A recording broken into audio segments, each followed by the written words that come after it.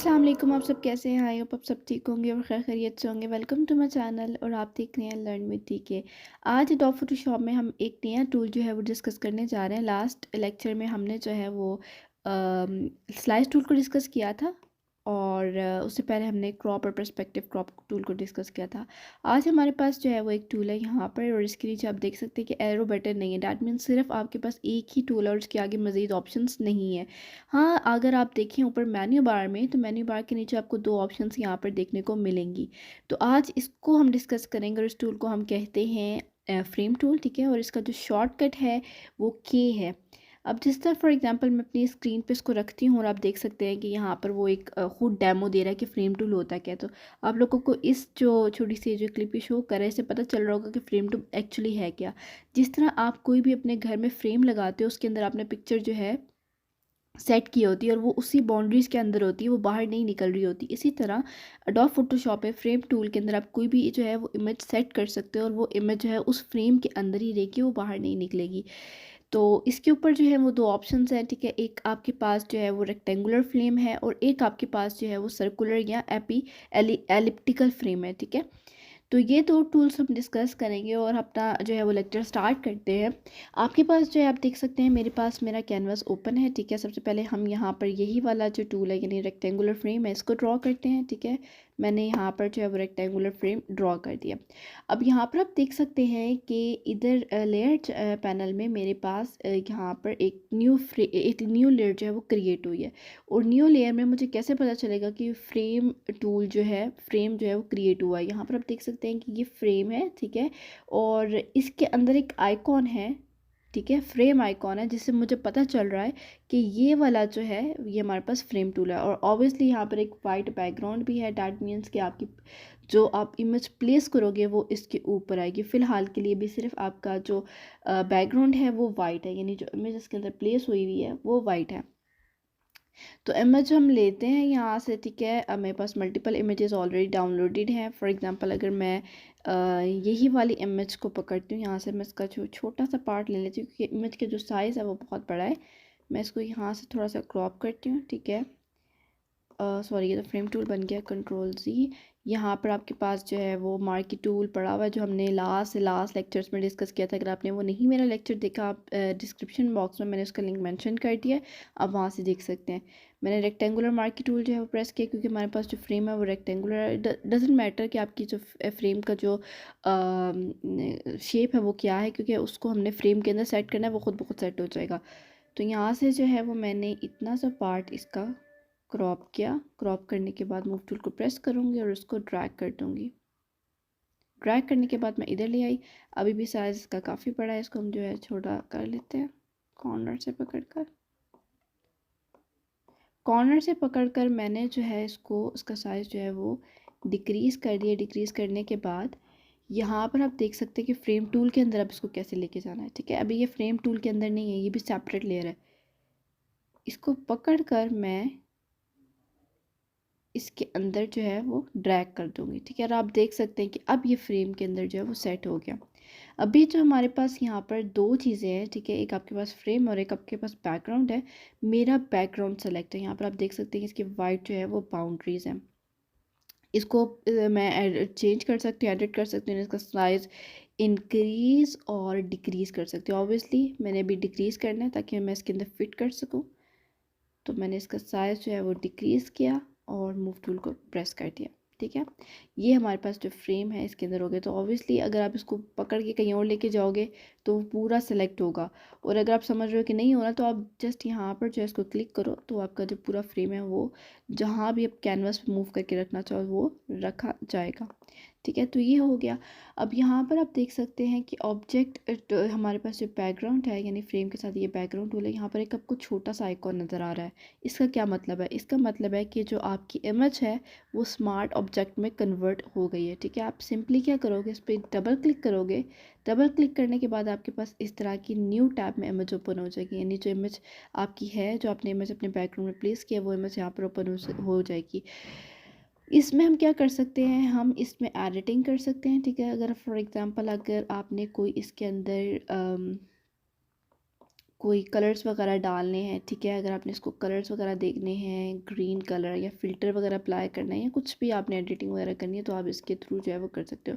अभी तो फ़िलहाल मैं आपको रफली जो है वो चीज़ें करके दिखा रही हूँ। ऑब्वियसली ये बिल्कुल अच्छा नहीं लग रहा, इसको मैं हम चेंज कर देते हैं, ठीक है। इसको हम ग्रीन्स हमने ज़्यादा लिए थे, हम इसको थोड़ा सा आगे ले जाते हैं और थोड़ा सा रेड्स में ले जाते हैं, ठीक है। और इसको थोड़ा सा ब्लैकिश में कर लेते हैं।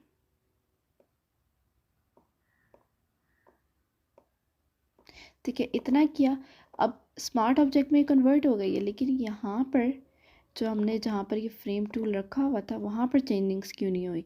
क्योंकि हमने यहाँ पर इसको चेंजिंग्स करने के बाद सेव नहीं किया। हम क्या करेंगे, फाइल में जाएंगे और सिंपली सेव का जो बटन है उस पर क्लिक कर देंगे, ठीक है। अब सेव हो गई। अब इसको जो है वो बंद कर सकते हैं टैब को। और यहाँ पर आप देख सकते हैं कि हमारी जो इमेज हमने एडिट की थी वो वैसी की वैसी सेव यहाँ पर हो गई है, ठीक है। तो ये हो गया हमारे पास रेक्टेंगुलर फ्रेम टूल। इसी तरह हमारे पास एलिप्टिकल फ्रेम टूल है, वो भी सेम मेथड में काम करता है, ठीक है। लेकिन जब ये है कि मैं जब शेप बनाऊंगी तो यहाँ पर आपकी रेक्टेंगुलर यानी स्क्वायर शेप में ही बन रहा होगा, रेक्टेंगुलर या स्क्वायर में। लेकिन अंदर जो फ्रेम है वो आपका सर्कुलर फॉर्म में होगा। यहाँ से हम कोई भी इमेज जो है वो ड्रैग करते हैं, ठीक है। फॉर इंस्टेंस अगर मैं यहाँ से ये वाली इमेज ले लेती हूँ और रेक्टेंगुलर मार्की टूल को यूज़ करके यहाँ से मैंने इमेज को ड्रॉप किया, इसको थोड़ा सा ऊपर ले जाते हैं, कंट्रोल देता है, थोड़ा सा सिर्फ एक ही को डालते हैं, ठीक है। तो ये वाला हमने इसको किया। इसको मूव टूल को वही मेथड जो है वो रिपीट कर रही हूँ मैं। मूव टूल को प्रेस करने के बाद हम इसको ड्रैग करेंगे। ड्रैग करने के बाद मैं इधर साइड पे रख देती हूँ, ठीक है। इसका साइज़ जो है वो अब छोटा करते हैं क्योंकि फ़ाइल का साइज़ बड़ा है। करने के बाद अभी भी देखेंगे सेपरेट लेयर में है, ठीक है। अभी फ्रेम के अंदर नहीं है। अब हमने इसको फ्रेम के अंदर किया है। मैंने मूव टूल को प्रेस करने के बाद इसके अंदर इसको ड्रैग कर दूँगी और अब ये हमारे पास जो है वो फ्रेम टूल के अंदर आ गया, ठीक है। ये हो गया हमारे पास एलिप्टिकल फ्रेम टूल, ठीक है। ये हमारे पास दो टूल्स थे, दो फ्रेम्स थे जिनको आज हमने डिस्कस किया है। और अगर आप देखें फ्रेम टूल का एक और ऑप्शन आपके पास होता है। फॉर एग्जांपल अगर मैं यहाँ से कोई भी शेप क्रिएट करती हूँ, ठीक है, पॉलीगोनल टूल लेके या कस्टम शेप टूल लेके, मैं for example custom shape tool को लेती हूँ और यहाँ से मैंने ऑलरेडी एक शेप सेलेक्ट की हुई। यहाँ पर मैं उसको ड्रॉ करती हूँ, स्ट्रेच करके मैंने उसको ऐसे करके जो है वो ड्रॉ किया, ठीक है। ड्रॉ करने के बाद इसको मैं कलर जो है उसका कोई से फ़िलहाल के लिए कोई सा भी कलर दे देती हूँ क्योंकि इसको मैं फ्रेम में कन्वर्ट करने जा रही हूँ। फिल मैंने इसका ले लिया ब्लैक में और इसकी जो स्ट्रोक है उसको मैंने नन किया। नन करने के बाद मैं मूव टूल को प्रेस कर दूँगी। इसको हम लेयर को जो है वो हाइड करते हैं। ये हमारे पास हो गई शेप। अब ये वाली जो शेप है यहाँ पर आप देख सकते हैं ये शेप यहाँ पर कन्वर्ट हुई है। इसको मैं राइट क्लिक करूँगी। राइट क्लिक करने के बाद यहाँ पर आपके पास ऑप्शन होता है कन्वर्ट टू फ्रेम कर दूँगी, ठीक है। ये हमारे पास इसने विड्थ और इसकी हाइट दे दी। हम इसको सिंपली ओके कर देंगे।